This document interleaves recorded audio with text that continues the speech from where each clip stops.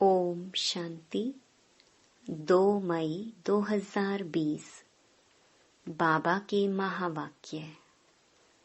मीठे बच्चे, अभी तुम संगम पर हो। तुम्हें पुरानी दुनिया से ताल्लुक नाता तोड़ देना है, क्योंकि यह पुरानी दुनिया अब खत्म होनी है। प्रश्न: संगम की कौन सी विशेषता सारे कल्प से न्यारी है? उत्तर: संगम की ही विशेषता है। पढ़ते यहाँ हो, प्रारब्ध भविष्य में पाते हो। सारे कल्प में ऐसी पढ़ाई नहीं पढ़ाई जाती जिसकी प्रारब्ध दूसरे जन्म में मिले। अभी तुम बच्चे मृत्यु लोक में पढ़ रहे हो, अमर लोक के लिए, और कोई दूसरे जन्म के लिए पढ़ता नहीं। गीत: दूर देश का रहने वाला आया देश पर आई। ओम शांति। दूर देश का रहने वाला कौन? यह तो कोई भी जानते नहीं। क्या उनको अपना देश नहीं है जो पराये देश में आए हैं? वह अपने देश में नहीं आते हैं। यह रावण राज्य पराया देश है ना? क्या शिव बाबा अपने देश में नहीं आते हैं? अच्छा, रावण का परदेश कौन सा है और देश कौन सा है? शिव बाबा का अपना देश कौन सा है? पराया देश कौन सा है?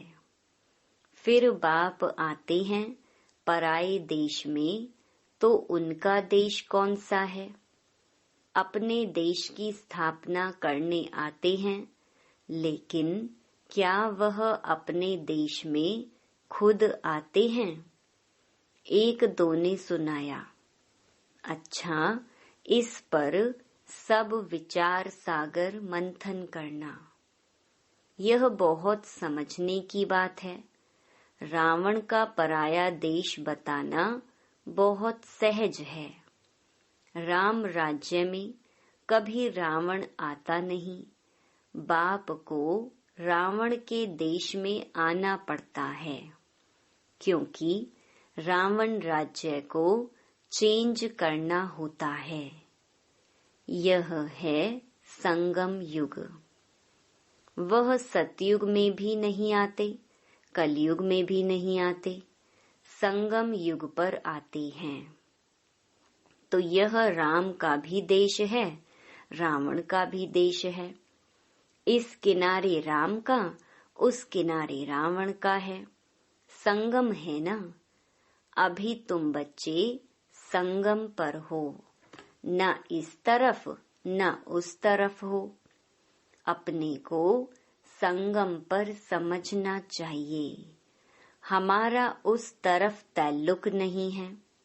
बुद्धि से पुरानी दुनिया से ताल्लुक तोड़ना पड़ता है।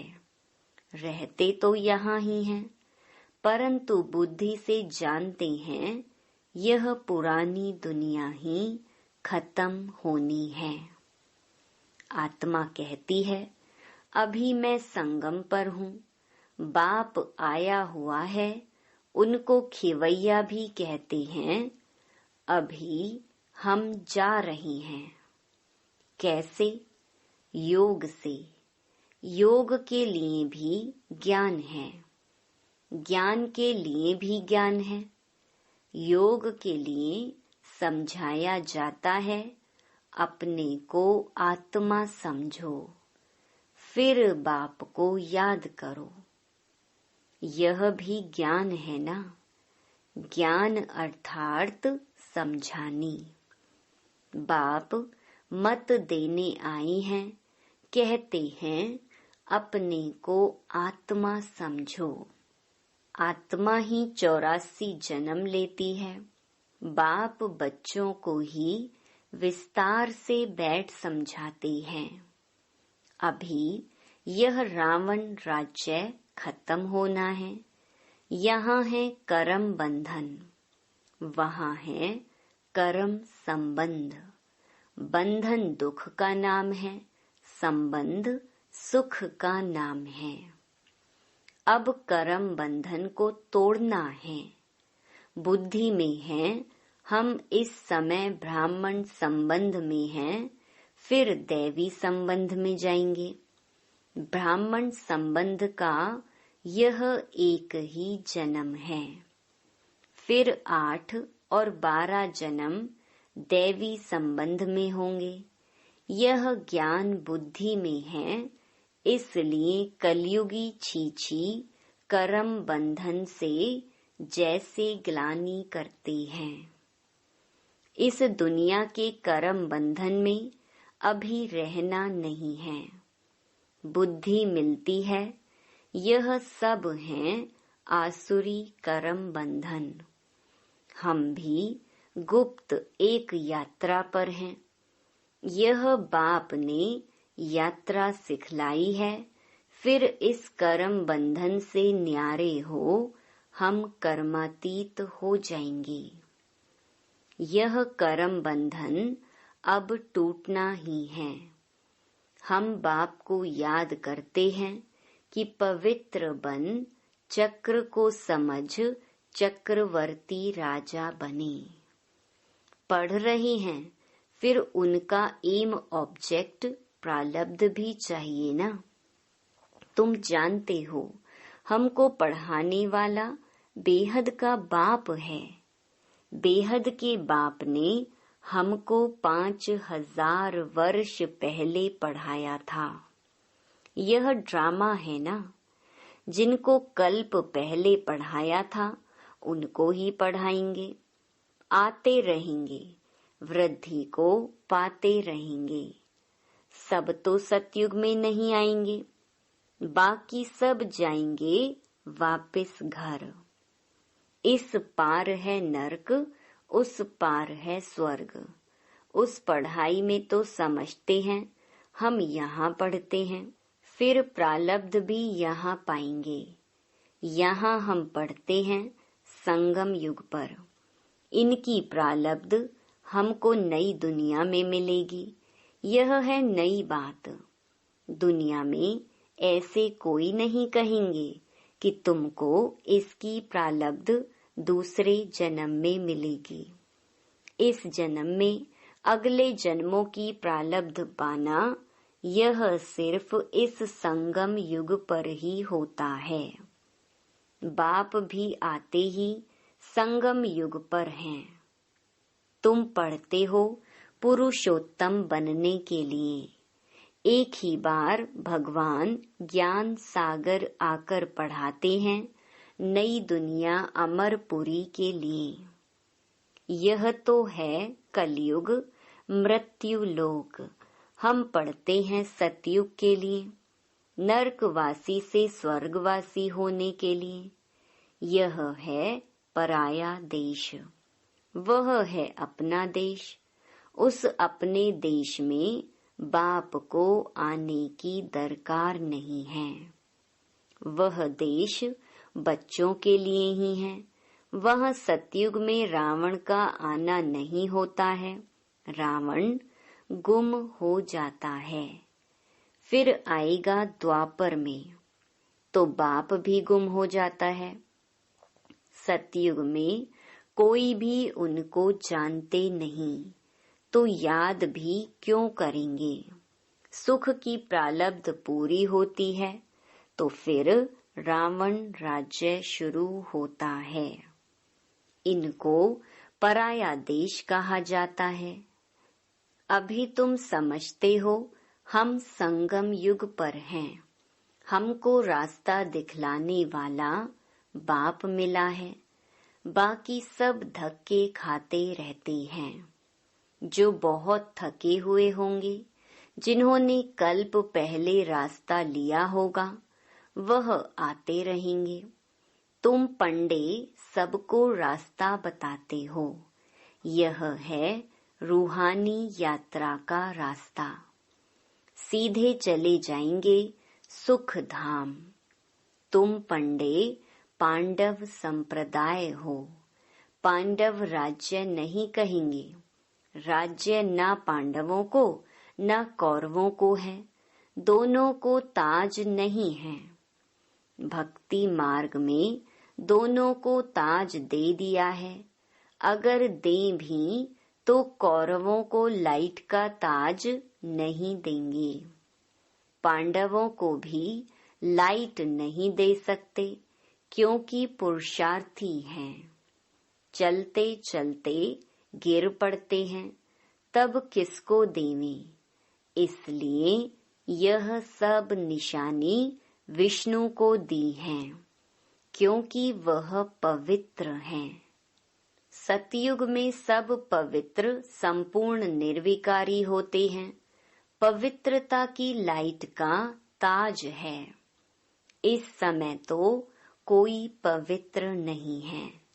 सन्यासी लोग कहलाते हैं कि हम पवित्र हैं, परंतु दुनिया तो पवित्र नहीं है ना। जन्म फिर भी विकारी दुनिया में ही लेते हैं। यह है रावण की पतित पुरी। पावन राज्य सतयुग नई दुनिया को कहा जाता है। अब तुम बच्चों को बाप बागवान कांटों से फूल बनाते हैं। वह पतित पावन भी है, खिवैया भी है, बागवान भी है। बागवान आए हैं कांटों के जंगल में। तुम्हारा कमांडर तो एक ही है। यादवों का कमांडर चीफ शंकर को कहें। यूं तो वह कोई विनाश कराते नहीं हैं। जब समय होता है तो लड़ाई लगती है। कहते हैं शंकर की प्रेरणा से मूसल आदि बनते हैं। ये सब कहानियां बैठ बनाई हैं। पुरानी दुनिया खत्म तो जरूर होनी है। मकान पूरा होता है तो गिर पड़ता है। मनुष्य मर जाते हैं। यह भी पुरानी दुनिया खत्म होनी है। यह सब दबकर मर जाएंगे। कोई डूब मरेंगे, कोई शौक में मरेंगे। बॉम्ब्स आदि की जहरीली वायु भी मार डालेगी। बच्चों की बुद्धि में है कि अभी विनाश होना ही है। हम उस पार जा रहे हैं। कलयुग पूरा हो, सतयुग की स्थापना जरूर होनी है। फिर आधा कल्प लड़ाई होती ही नहीं। अभी बाप आए हैं पुरुषार्थ कराने। यह लास्ट चांस है। देरी की तो फिर अचानक ही मर जाएंगे। मौत सामने खड़ा है। अचानक बैठे बैठे मनुष्य मर जाते हैं। मरने के पहले तो याद की यात्रा करो।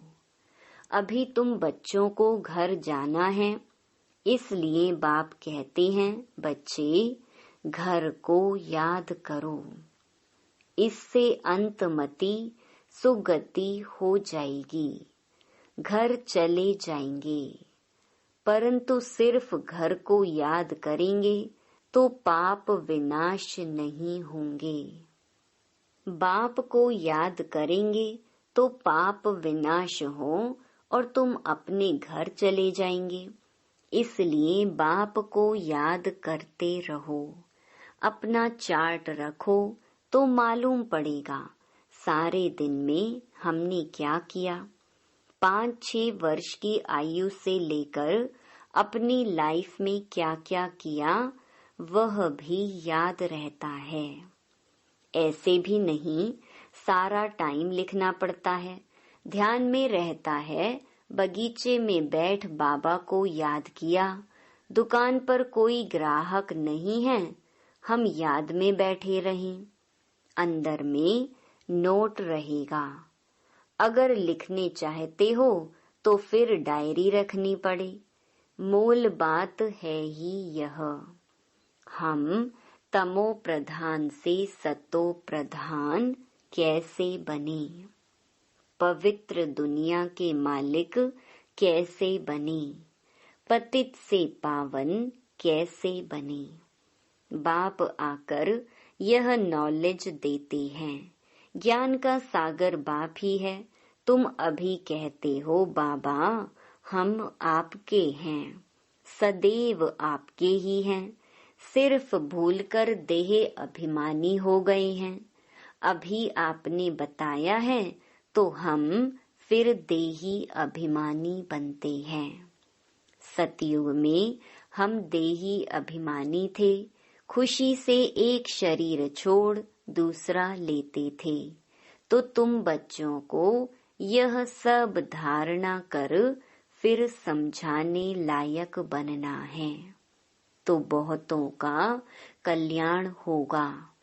बाबा जानते हैं ड्रामा अनुसार, नंबर वार पुरुषार्थ अनुसार सर्विस एबल बन रही हैं। अच्छा, किसको झाड़ आदि नहीं समझा सकते हो? भला यह तो सहज है ना। किसको भी बोलो तुम अपने को आत्मा समझ बाप को याद करो, यह तो बिल्कुल सहज है। यह बाप ही कहते हैं मुझे याद करो तो विकर्म विनाश होंगे, और कोई मनुष्य कह न सके सिवाय तुम ब्राह्मणों के। और कोई न आत्मा को न परमात्मा बाप को जानते हैं। ऐसे ही सिर्फ कह देंगे तो किसको तीर लगेगा नहीं। भगवान का रूप जानना पड़े। यह सब नाटक के एक्टर्स हैं। हर एक आत्मा शरीर के साथ एक्ट करती है। एक शरीर छोड़ दूसरा ले फिर पार्ट बजाती है। वह एक्टर्स कपड़े बदली कर भिन्न भिन्न पार्ट बजाते हैं। तुम फिर शरीर बदलते हो। वो कोई मेल व फीमेल की ड्रेस पहनेंगे अल्प काल के लिए। यहाँ मेल का चोला लिया तो सारी आयु मेल ही रहेंगे। वह हद के ड्रामा, यह है बेहद का। पहली मुख्य बात है, बाप कहते हैं मुझे याद करो। योग अक्षर भी काम में नहीं लाओ, क्योंकि योग तो अनेक प्रकार के सीखते हैं। वह सब हैं भक्ति मार्ग के। अब बाप कहते हैं मुझे याद करो और घर को याद करो तो तुम घर में चले जाएंगे। शिव बाबा इनमें आकर शिक्षा देते हैं। बाप को याद करते करते तुम पावन बन जाएंगे। फिर पवित्र आत्मा उड़ेगी। जितना जितना याद किया होगा, सर्विस की होगी, उतना वह ऊंच पद पाएंगे। याद में ही बहुत विघ्न पड़ते हैं। पावन नहीं बनेंगे तो फिर धर्मराजपुरी में सजाएं भी खानी पड़ेंगी। इज्जत भी जाएगी, पद भी भ्रष्ट होगा। पिछाड़ी में सब साक्षात्कार होंगे, परंतु कुछ कर नहीं सकेंगे। साक्षात्कार कराएंगे, तुमको इतना समझाया, फिर भी याद नहीं किया, पाप रह गए, अब खाओ सजा। उस समय पढ़ाई का टाइम नहीं रहता, अफसोस करेंगे हमने क्या किया, नाहिक टाइम गंवाया। परंतु सजा तो खानी पड़े, कुछ हो थोड़े ही सकेगा। नापास हुए तो हुए, फिर पढ़ने की बात नहीं। उस पढ़ाई में तो नापास हो फिर पढ़ते हैं। यह तो पढ़ाई ही पूरी हो जाएगी। अंत समय में पश्चाताप ना करना पड़े, उसके लिए बाप राय देते हैं, बच्चे अच्छी रीति पढ़ लो। झरमुई झगमुई में अपना टाइम वेस्ट मत करो, नहीं तो बहुत पछताना पड़ेगा। माया बहुत उल्टे काम करा देती है। चोरी कभी नहीं की होगी, वह भी कराएगी। पीछे स्मृति आएगी, हमको तो माया ने धोखा दे दिया। पहले दिल में ख्याल आता है, फलानी चीज उठाऊं। बुद्धि तो मिली है, यह राइट है व रॉन्ग है। यह चीज उठाऊं तो रॉन्ग होगा, नहीं उठाएंगे तो राइट होगा। अब क्या करना है? पवित्र रहना तो अच्छा है ना। संग में आकर लूज नहीं होना चाहिए। हम भाई बहन हैं, फिर नाम रूप में क्यों फंसे? देह अभिमान में नहीं आना है, परंतु माया बड़ी जबरदस्त है। माया रॉन्ग काम कराने के संकल्प लाती है। बाप कहते हैं, तुमको रॉन्ग काम करना नहीं है। लड़ाई चलती है, फिर गिर पड़ते हैं, फिर राइट बुद्धि आती ही नहीं। हमको राइट काम करना है, अंधों की लाठी बनना है। अच्छे ते अच्छा काम है यह। शरीर निर्वाह के लिए समय तो है, रात को नींद भी करनी है। आत्मा थक जाती है तो फिर सो जाती है, शरीर भी सो जाता है। तो शरीर निर्वाह के लिए, आराम करने के लिए टाइम तो है। बाकी समय मेरी सर्विस में लग जाओ। याद का चार्ट रखो। लिखते भी हैं, फिर चलते चलते फेल हो जाते हैं। बाप को याद नहीं करते, सर्विस नहीं करते, तो रॉन्ग काम होता रहता है। अच्छा, मीठे मीठे सिकिलधे बच्चों प्रति मात पिता बाप दादा का याद प्यार और गुड मॉर्निंग। रूहानी बाप की रूहानी बच्चों को नमस्ते। धारणा के लिए मुख्य सार। पहला, झरमुई झगमुई में अपना टाइम वेस्ट नहीं करना है।